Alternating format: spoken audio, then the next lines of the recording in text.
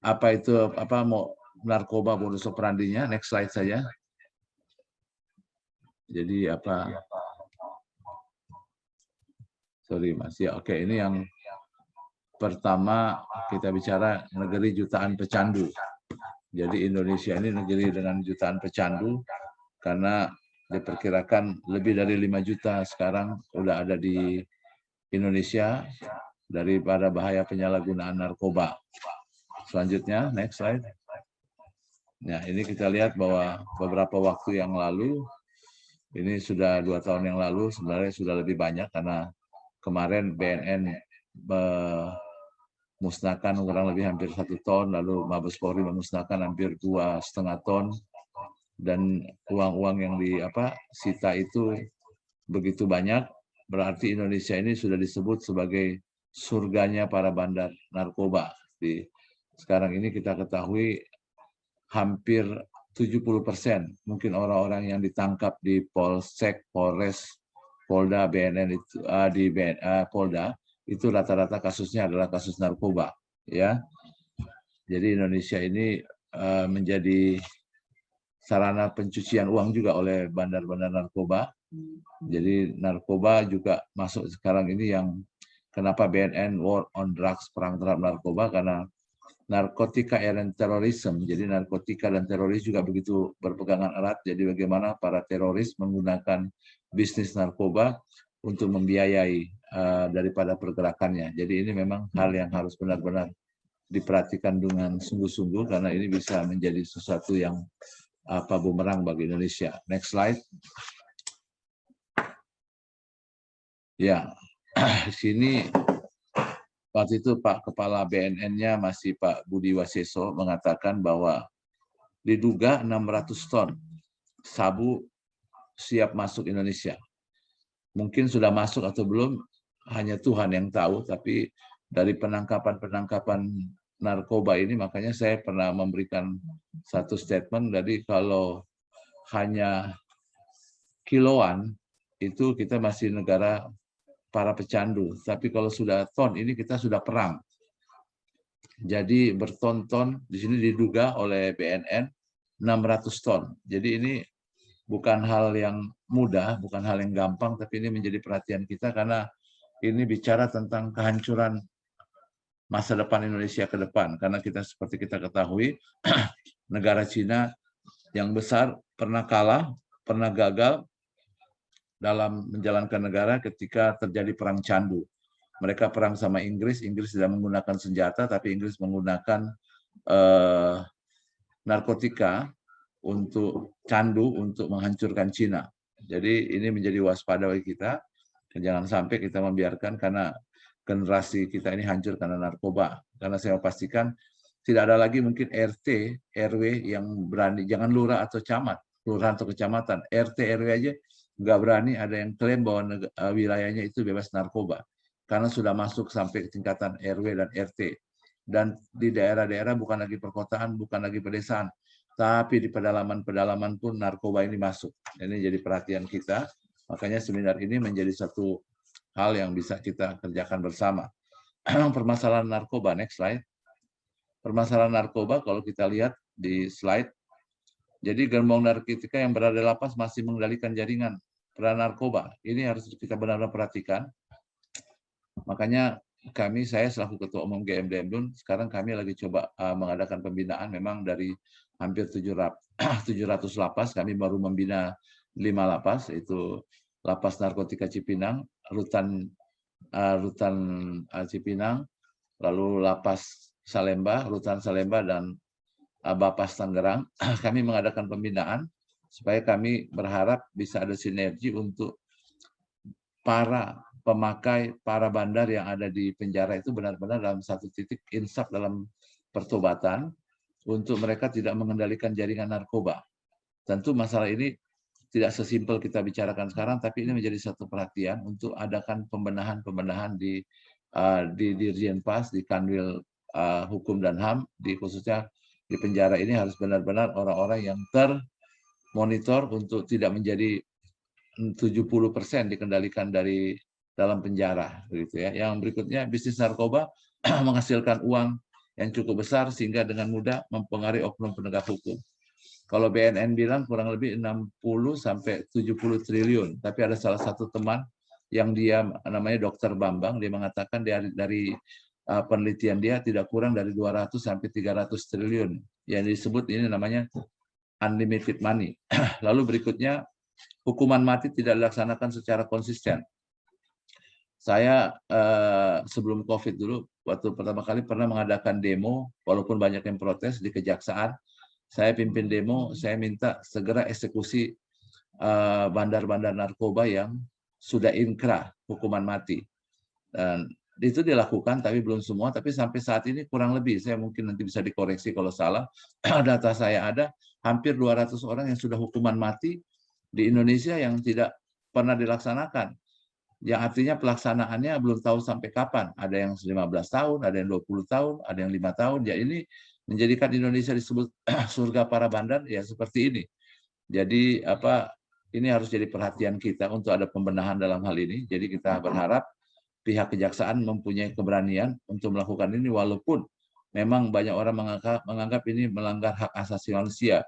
Ya selalu berkata, kalau kita bicara hak asasi manusia, pernah nggak kita berpikir bahwa di Indonesia ini satu hari meninggal sekitar 40 sampai 70 orang.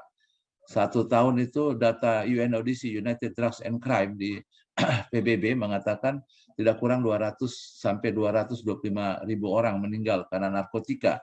Nah, kalau di Indonesia sekitar 40 sampai 70 orang itu jumlahnya hampir 15-20 ribu. Berarti hampir 10% kematian dunia ada di Indonesia. Nah, makanya ini kita bukan hanya boleh kita hanya sekedar, saya berharap kita belajar, kita sama-sama sharing hari ini bukan hanya sekedar kita tahu, tapi ada satu gerakan, kita dukung Kesbang Pol DKI dan seluruh yang ada di bawahnya kerjasama, dan kita dukung BNN, Mabes Polri, dan stakeholder lainnya untuk sama-sama berjuang perang terhadap narkoba. Lalu modus operandi yang selalu digunakan tadi selalu berubah-ubah. Di materi saya ini sebenarnya ada modus operandinya, tapi mungkin kelihatannya waktu kita terbatas, saya tidak akan sampai di situ. Tapi nanti teman-teman bisa miliki, itu bisa jadi contoh-contoh modus-modus operandi yang bukan berarti menginspirasi untuk kita jadi bandar, tidak. Tapi untuk minimal kita waspada, jangan sampai kita dijebak bandar tapi tidak tahu. Kita dikerjain bandar tapi kita tidak tahu. Karena kalau kita lihat nanti di modus-modus itu ada yang menggunakan Alkitab, ada yang menggunakan Al-Quran, ada yang menggunakan banyak hal-hal yang tidak masuk akal. Jadi mereka bisa menggunakan itu untuk melakukan modus operandi penyelundupan. Dan yang menarik, yang terakhir, bahwa pengiriman narkoba Indonesia melalui jalur perairan. Seperti kita ketahui, Indonesia ini tidak kurang sampai 17.000 pulau, dan Indonesia menjadi lautan, salah satu lautan yang terbesar di dunia. Dan kita tahu juga TNI, Polri, maupun Bakamla memang sudah banyak kapal-kapal yang canggih dalam menjaga teritorial laut Indonesia, tapi memang masih amat sangat kurang. Bahkan seperti kita ketahui di Meksiko saja, sebagai salah satu negara yang bandar narkoba terbesar di dunia, kualitasnya begitu, itu mempunyai kapal-kapal laut yang canggih, bahkan mempunyai kapal selam untuk menyelundupkan narkoba. Nah, saya nggak tahu sampai sejauh mana, karena uang yang beredar di narkoba itu kurang lebih, kalau tadi saya bilang putusan. Kedengaran ya? Halo? Tadi sempat hilang sinyal. Oke, baik. Jadi saya mau katakan bahwa uang yang beredar itu di narkoba di Indonesia katakanlah 50 sampai 100 triliun, kita pakai data BNN. Itu sangat-sangat mungkin mereka untuk mengadakan segala peralatan-peralatan canggih untuk menyelundupkan narkoba, salah satunya kapal yang canggih atau kapal selam. Nah, ini yang membuat kita perlu waspada. Kita next slide ya, kita coba lihat berikutnya. Nah, di Undang-Undang 35 tahun 2009 tentang narkotika dan psikotropika, khususnya pasal 104-106, ini yang kita lakukan pada saat ini. Masyarakat mempunyai kesempatan yang seluas-luasnya urun berperan serta membantu mencegah pemberantasan narkoba, peredaran gelap, narkotika, dan prekursor lainnya. Berikutnya, masyarakat mempunyai hak dan tanggung jawab dalam upaya pencegahan, pemberantasan, penyalahgunaan, dan peredaran gelap narkotika. Masyarakat memperoleh perlindungan hukum melaksanakan haknya dalam pencegahan narkotika. Jadi inilah undang-undang, ayat-ayat yang bisa membuat kita paham bahwa apa yang kita lakukan pada saat hari ini dan apapun yang sudah dilakukan oleh teman-teman ormas-ormas, LSM anti narkoba maupun LSM kebangsaan, yang tadi saya dengar juga ada dari Bang Jafar, yang kita lakukan saat ini adalah dilindungi oleh undang-undang, begitu ya. Oke, next slide. Apa itu narkoba?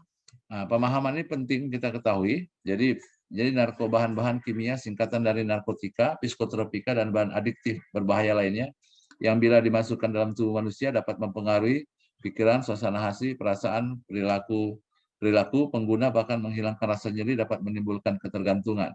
Jadi yang jauh jadi dekat, yang dekat jadi jauh, yang pendek jadi tinggi, yang tinggi jadi pendek. Jadi ada banyak kadang-kadang pecandu itu bisa lompat di satu jalan padahal nggak ada lubang. Tapi ada juga yang candu masuk ke dalam got karena merasa dalamnya datar, karena memang otaknya sudah terpengaruh. Jadi segala apapun jenis narkoba merusak tubuh, tapi yang paling parah itu adalah sejenis narkoba itu merusak otak. Maka saya adalah salah satu yang sebenarnya nggak terlalu setuju narkotika itu dibagi golongan 1, 2, dan 3. Karena apapun jenis narkoba itu merusak otak kita.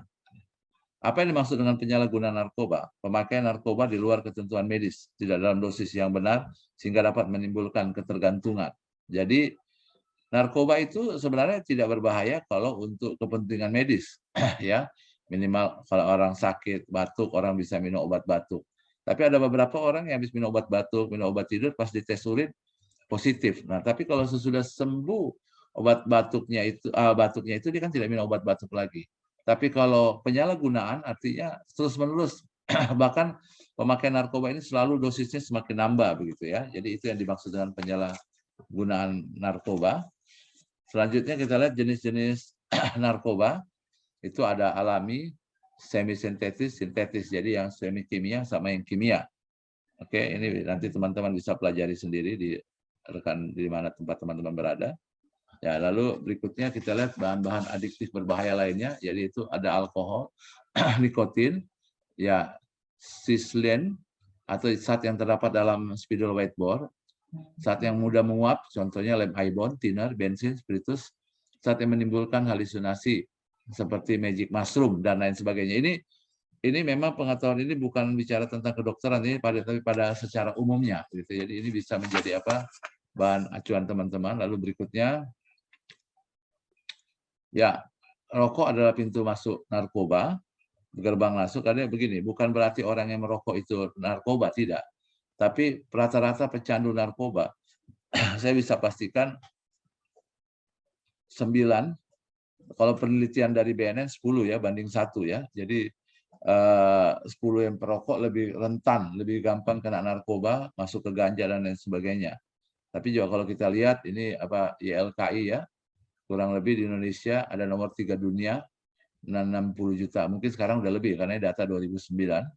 Jadi waktu 2006-2007 saja kurang lebih 427.000 orang meninggal setiap tahun di Indonesia karena rokok. Jadi hampir 500.000 orang.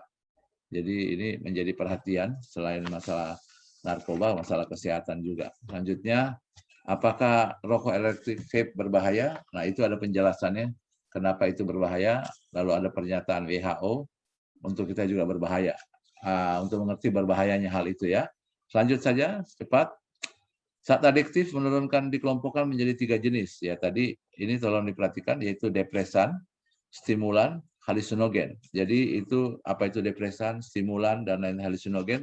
Rekan-rekan bisa membacanya, bisa melihatnya. Dan kita akan lihat yang contoh-contoh depresan seperti apa.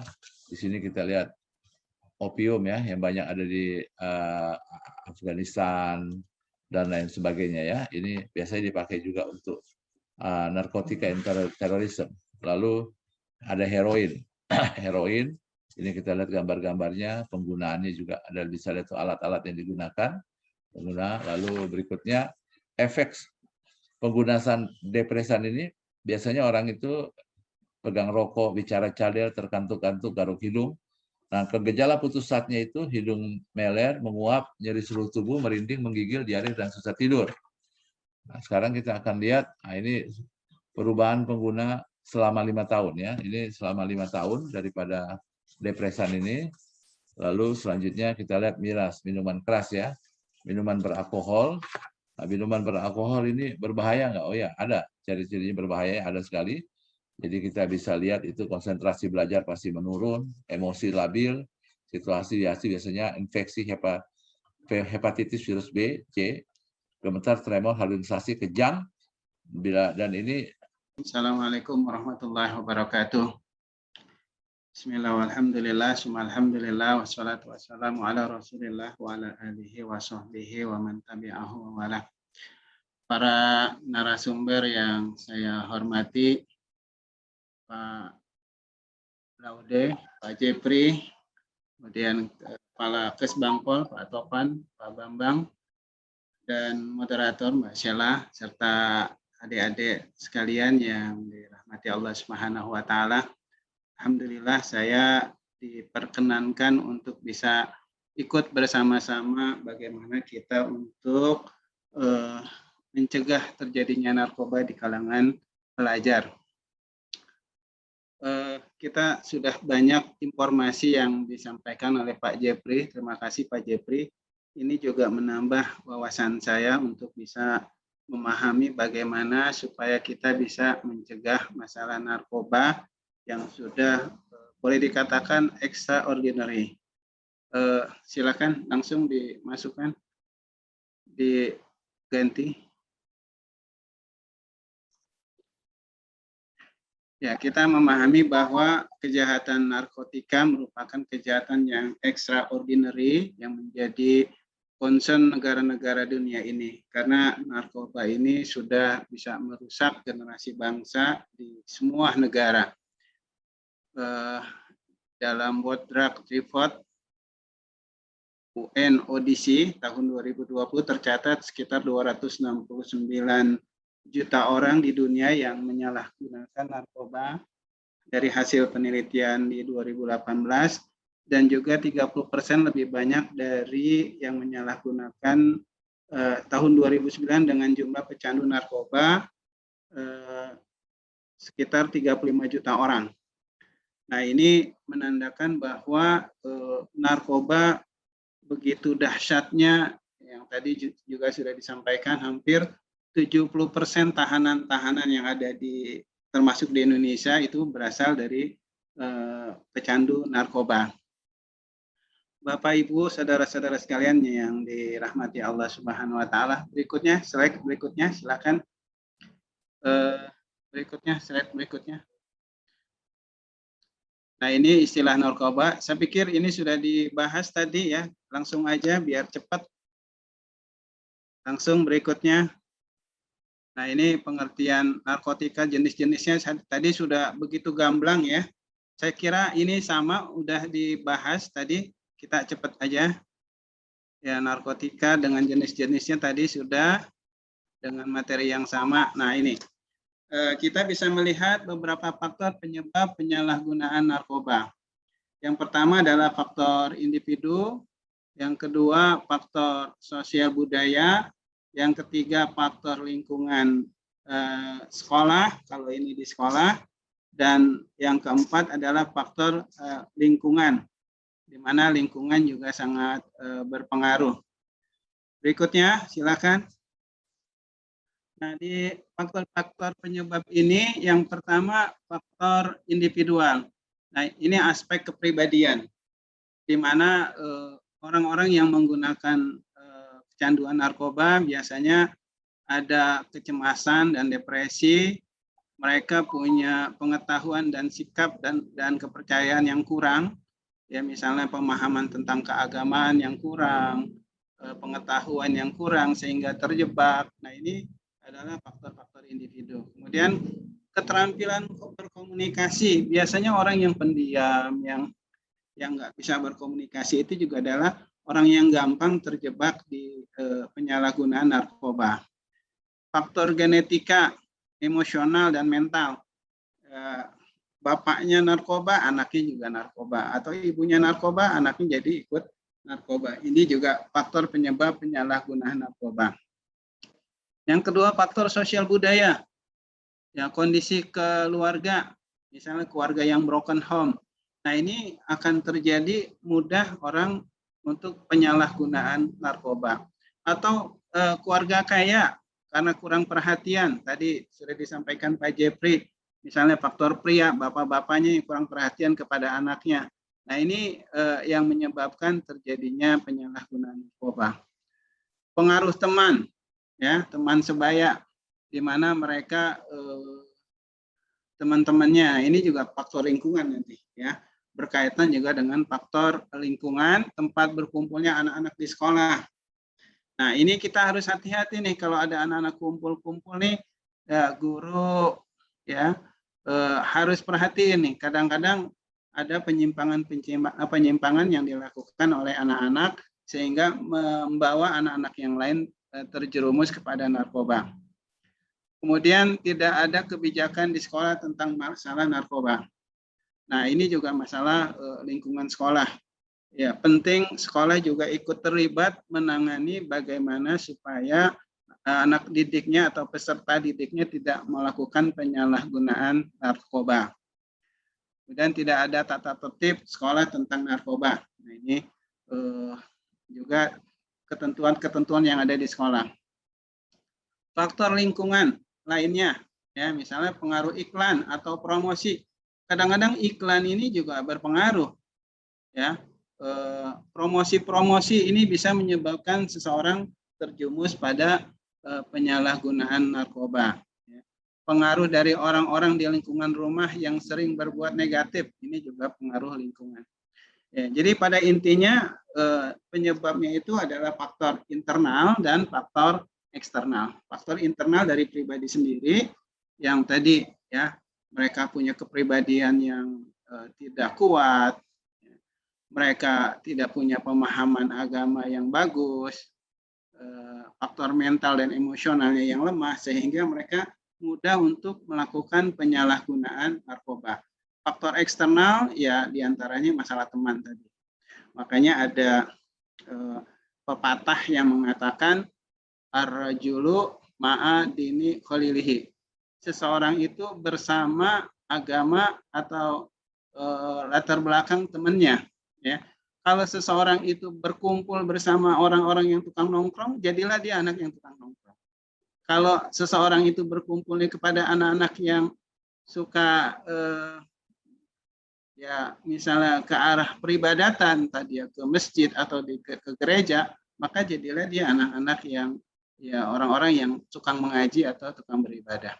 Nah, ini yang dikatakan dalam pepatah ar-rajulu ma'a dini khalilihi. Seseorang itu bersama agama temannya atau sistem kepercayaan atau sistem kebudayaan temannya. Silakan berikutnya. Akibat penyalahgunaan narkoba, ya. Ini bisa jadi penyakit paru-paru, jantung, hepatitis, gangguan jiwa, ya. Kalau di sekolah bisa jadi putus sekolah, dia melakukan kriminalitas karena dia udah butuh obat untuk sakau dan seterusnya, bahkan bisa overdosis kematian, atau dia melakukan kekerasan atau kejahatan. Ini akibat penyalahgunaan narkoba. Berikutnya, tanda-tanda pecandu atau pengguna narkoba. Ya, ada dua, ada tanda-tanda fisik, ada tanda-tanda sikap. Tanda-tanda fisik ya misalnya mulai rusak badannya, kakinya. Tadi digambarkan begitu masif ya oleh Pak Jepri. Ya.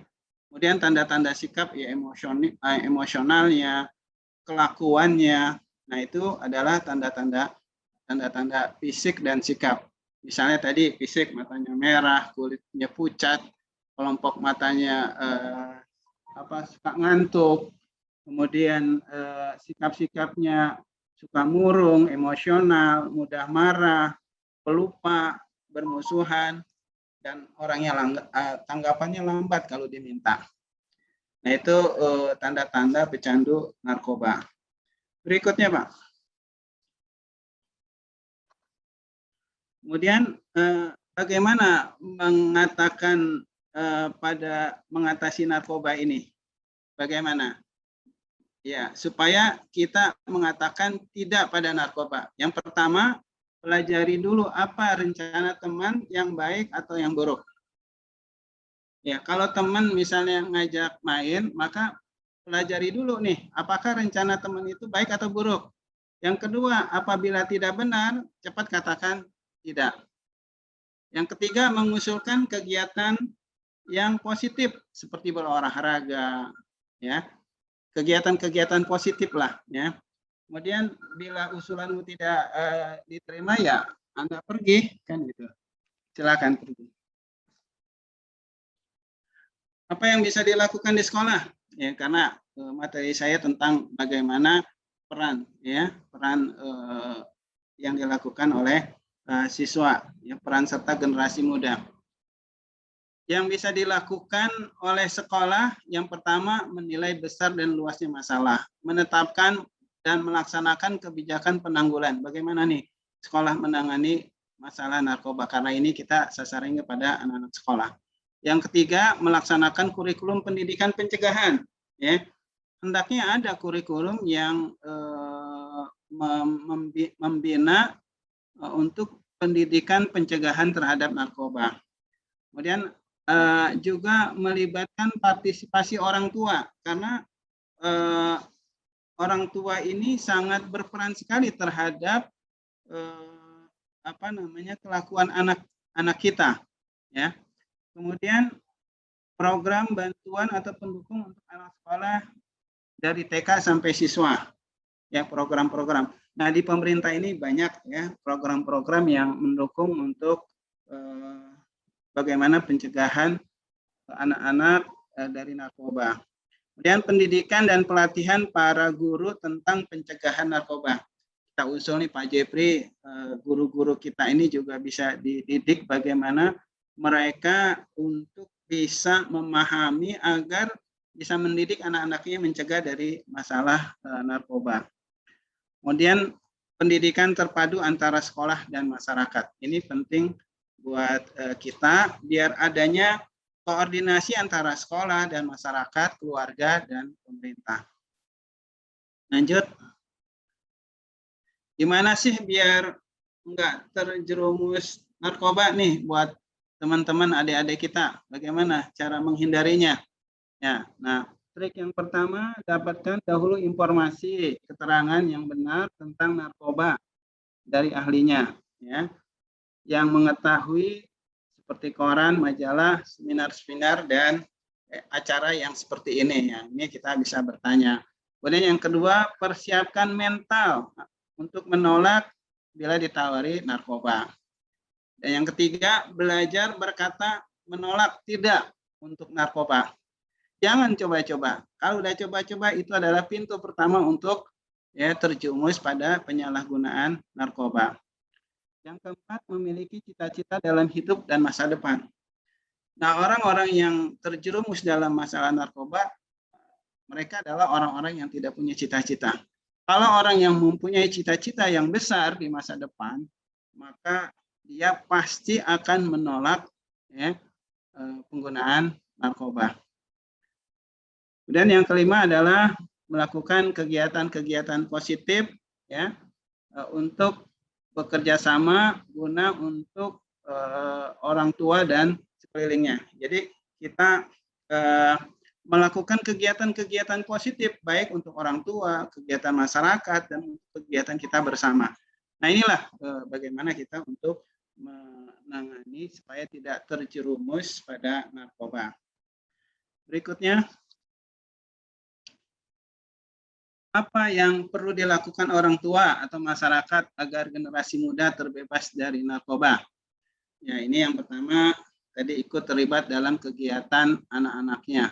Jadi maksudnya bukan ikut terlibat langsung, dia ikut mengawasi kegiatan anak-anaknya.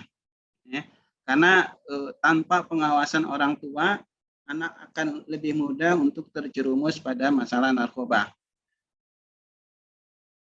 Yang kedua adalah apa yang perlu dilakukan orang tua atau masyarakat agar generasi muda bebas dari narkoba?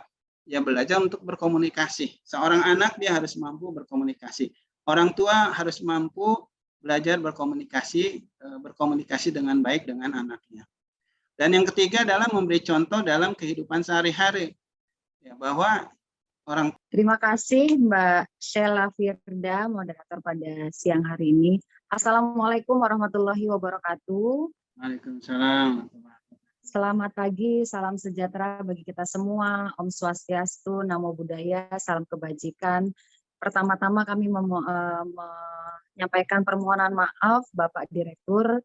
Beliau sedianya akan menyampaikan paparan secara langsung, namun secara mendadak ada perintah dari pimpinan sehingga kami ditugaskan untuk mewakili Bapak Direktur untuk menyampaikan beberapa materi yang telah disiapkan. Pada hari ini tentunya kami mengucapkan terima kasih kepada Kesbangpol Provinsi DKI Jakarta yang telah melaksanakan kegiatan webinar dalam rangka pencegahan penyalahgunaan narkotika pada hari ini. Dan apa yang telah disampaikan tadi oleh narasumber sebelumnya, terlebih dahulu kami sapa yang terhormat Pak Kabban Kesbang, tadi Pak Taufan sudah membuka acara, kemudian Pak Jeffrey Tambayong juga sudah memberikan materi yang luar biasa, juga dengan Pak Nasrullah dari Sekretaris Komisi A DPRD Provinsi DKI sudah memberikan materi yang juga luar biasa. Kami mengucapkan apresiasi. Ini adalah sekali lagi bentuk sinergitas pemerintah dan juga masyarakat dalam upayanya mencegah penyalahgunaan narkotika. Bapak Ibu sekalian, mungkin mohon bisa di-share paparan yang sudah disiapkan dari Kemendagri.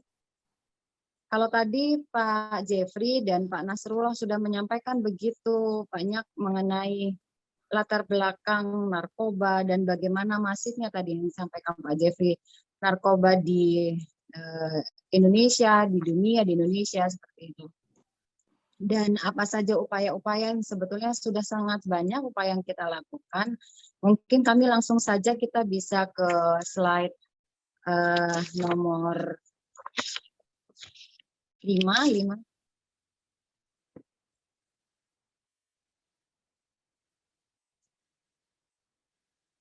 Baik.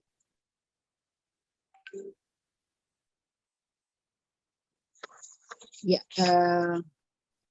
bisa turun lagi, maaf. Kami lanjutkan di Asia, di Indonesia saja ya, kita langsung. Ya, tadi seperti yang disampaikan oleh Pak Jeffrey bahwa penyalahgunaan narkotika di Indonesia itu sudah sangat-sangat mengkhawatirkan Bapak Ibu sekalian. Berdasarkan hasil penelitian dari hasil report BNN tahun 2020 yang merupakan survei di tahun 2019 itu penyalahgunaan di narkotika. Bisa dilanjutkan yang di Indonesia langsung saja. Ya. Pengguna terbesar adalah kaum laki-laki dengan kelompok usia 24 sampai dengan 49%. Kemudian rata-rata pemakaian narkoba pertama itu usia 17 sampai dengan 19. Dan 92,4% pemakai memperoleh narkoba pertama kali dari temannya. Nah, ini berarti faktor lingkungan disampaikan oleh Pak Nasrullah tadi sangat-sangat besar. Dan sayangnya hanya 4,6% yang pernah mengikuti rehabilitasi. Nah, ini yang menjadi juga tantangan bagi kami pemerintah. Kita lanjutkan, Bapak Ibu, berdasarkan, ya lanjutkan saja, ini mungkin tadi sudah dijelaskan banyak. Bapak Ibu, Presiden sudah menetapkan Indonesia sebagai darurat narkoba. Sebagaimana diketahui bahwa tahun 2015 Presiden sudah menetapkan kita sebagai darurat narkoba berdasarkan data dari BNN bahwa adanya peningkatan penggunaan narkoba dari tahun ke tahun, dari tahun 2016, 2017, 2018, dan di 2019 itu tercatat 4.500.000 sekian jiwa atau 2,4% yang pernah memakai narkoba. Bahkan ada 3.419 sekian pemakai dalam setahun atau setara dengan 1,8%. Ini jumlah yang sangat luar biasa.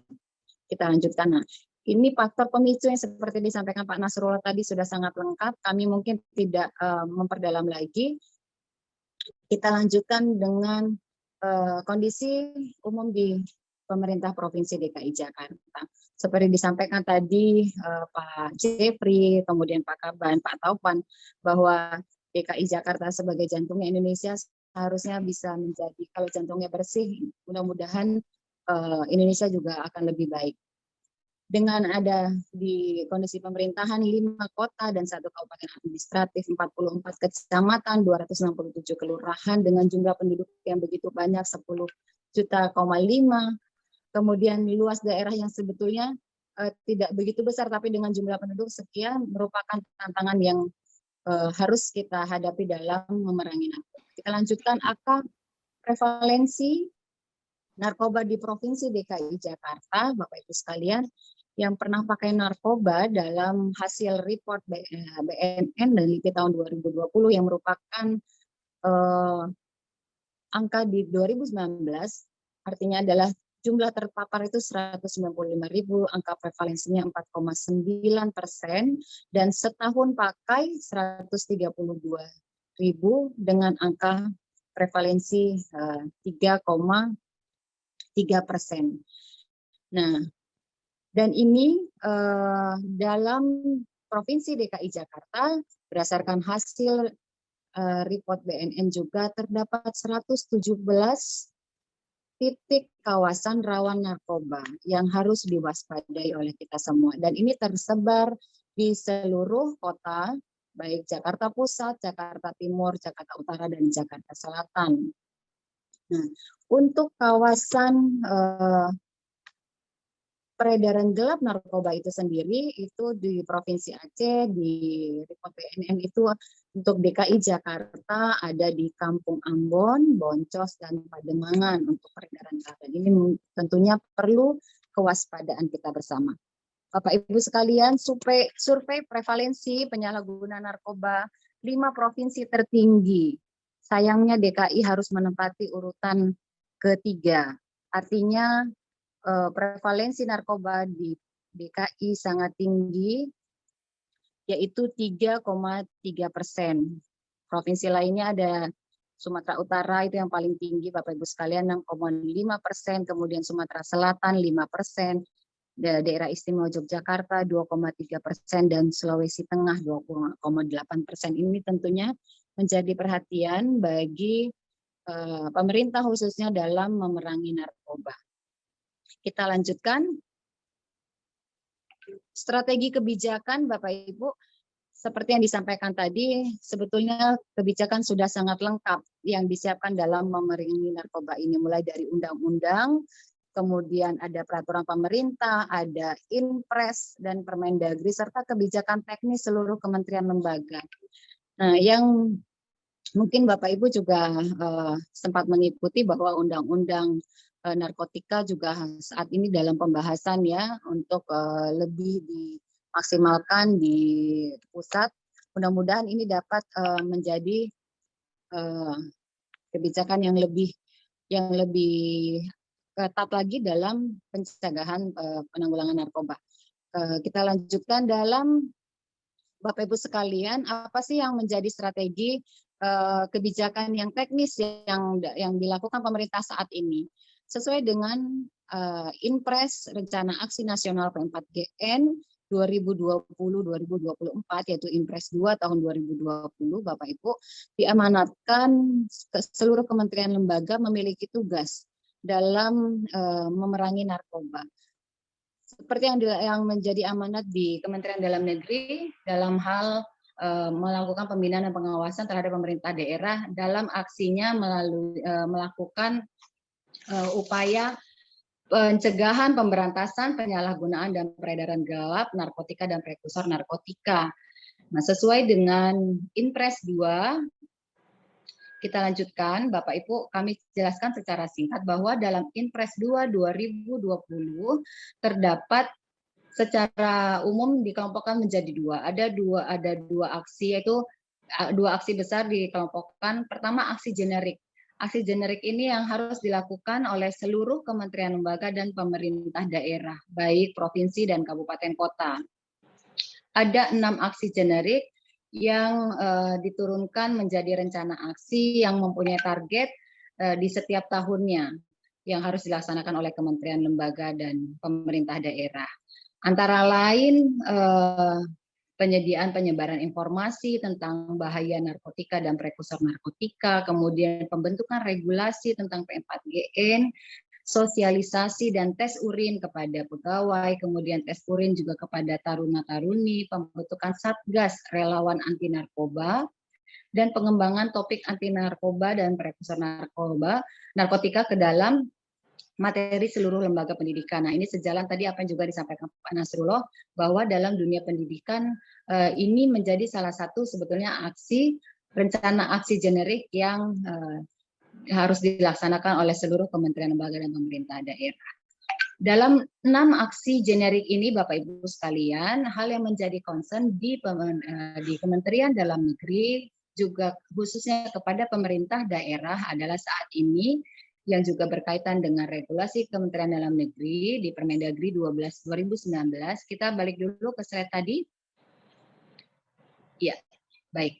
Adalah pembentukan regulasi tentang P4GN dan PN. Nah, ini menjadi juga amanat Permendagri 12/2019 karena regulasi adanya peraturan daerah P4GN dan PN di pemerintah daerah menjadi hal yang sangat urgent sebagai dasar hukum kebijakan bagi Pemda untuk lebih masif, untuk lebih sinergi melakukan upaya pencegahan, pemberantasan, penyalahgunaan, peredaran gelap narkotika dan prekursor narkotika, Bapak Ibu sekalian.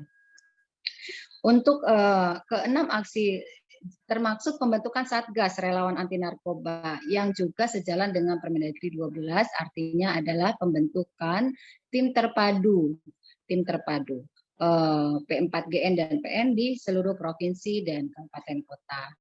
Baik, kita lanjutkan untuk ke-6 aksi generik. Kami sangat mendorong pemerintah daerah untuk melaksanakan, dan alhamdulillah memang berdasarkan hasil report dari BNN untuk tingkat provinsi sudah sangat baik dalam pelaksanaan aksi generik, namun memang perlu didorong untuk tingkat pemerintah kabupaten dan kota. Kemudian Bapak Ibu, seperti yang disampaikan tadi, selain aksi generik dalam rencana aksi nasional sesuai dengan Inpres 2 2020, ada disebut aksi khusus.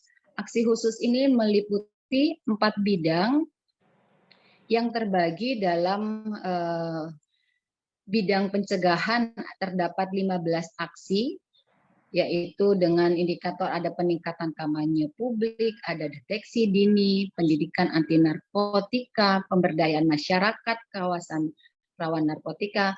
Kemudian di bidang pemberantasan ada 11 aksi, antara lain pembersihan kawasan rawan narkoba, pengawasan pintu masuk wilayah, pengembangan sistem interdiksi terpadu, pengawasan prekursor. Kemudian bidang rehabilitasi 4 aksi, diantaranya peningkatan aksesibilitas layanan rehabilitasi, peningkatan SDM layanan rehabilitasi, dan bidang penelitian, pengembangan, serta data informasi ada 2 aksi, penelitian dan penyediaan data informasi P4GN. Untuk aksi khusus RAN ini dilaksanakan oleh kementerian lembaga dan pemerintah terkait. Nah, tapi memang hampir seluruh kementerian lembaga juga pemerintah daerah pasti memiliki target dalam pelaksanaan rencana aksi khusus Inpres ini, karena saling bersinergi antara pemerintah pusat dan pemerintah daerah seperti yang disampaikan tadi. Baik, kita lanjutkan Bapak Ibu. Ini secara umum tadi kami sampaikan adalah amanat Inpres 2 2020 tentang strategi pemerintah dalam rencana aksi nasional P4GN dan PN di tingkat pusat dan pemerintah daerah. Kemudian Bapak Ibu, untuk memperkuat hal tersebut, sebetulnya Kementerian Dalam Negeri pada tahun 2019 ini telah memiliki Permendagri 12 tentang fasilitasi pencegahan dan pemberantasan penyalahgunaan dan peredaran gelap narkotika dan prekursor narkotika. Kalau kami familiarnya untuk mempermudah menyebutkannya P4GN dan PN, Bapak Ibu sekalian, teman-teman sekalian ya. Jadi Permendagri 12 2019 tentang fasilitasi P4GN dan PN ini mengatur kepada bagaimana peran gubernur, peran bupati, wali